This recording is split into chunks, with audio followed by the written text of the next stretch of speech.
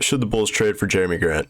I think this trade is somewhat unlikely for a few reasons. The first of which being that the Pistons could likely get a better package from another team. The Bulls have Portland's first round pick this year, which is going to be lottery protected, and this year's first as well, which is probably going to be somewhere in the mid to late 20s, depending on where they finish in the seedings. The only other pick in the near future is their 2024, which may be valuable if you assume some decline from Demar and Vucevic, the older guys on the roster. I'm not sure you'd want to trade this, though, if you're the Bulls front office, since the future isn't necessarily certain with this roster. They've only played together for 1 year. The Bulls' only other valuable young assets who might be traded are Kobe White and Patrick Williams.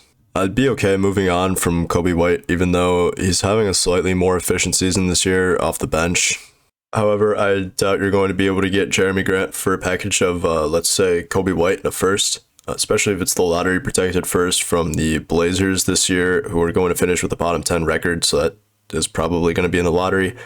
And then if you're giving them the first that the Bulls have this year, it's probably going to be mid to late 20s, so it's not super valuable either. The Pistons may not see Kobe as super valuable, but he's on a cheap deal and could be viewed as a valuable spark plug guy off the bench. Patrick Williams, though, would be a tough piece to trade since you used the 4th pick on him last year, and he showed some flashes of maybe being a future star. On the one hand, Jerami Grant is essentially a better version of rookie Patrick Williams, so the floor is definitely higher if you get him on the team. He's also playing basketball right now, and Patrick Williams may not even be ready to go for the playoffs this year, so that's something to take into consideration. But Williams' ceiling is probably an all-star caliber player, which Jerami Grant has proved he just isn't. Jerami's also 27 years old and is going to be on an expiring deal after next season.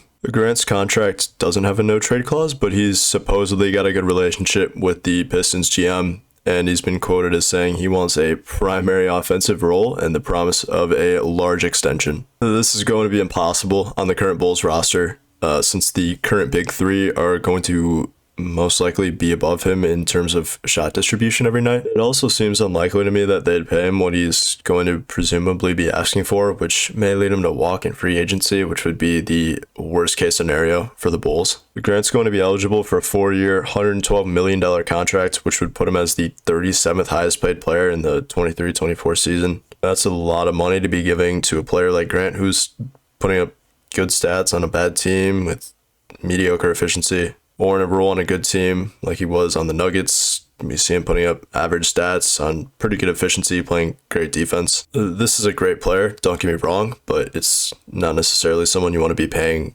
that much money to.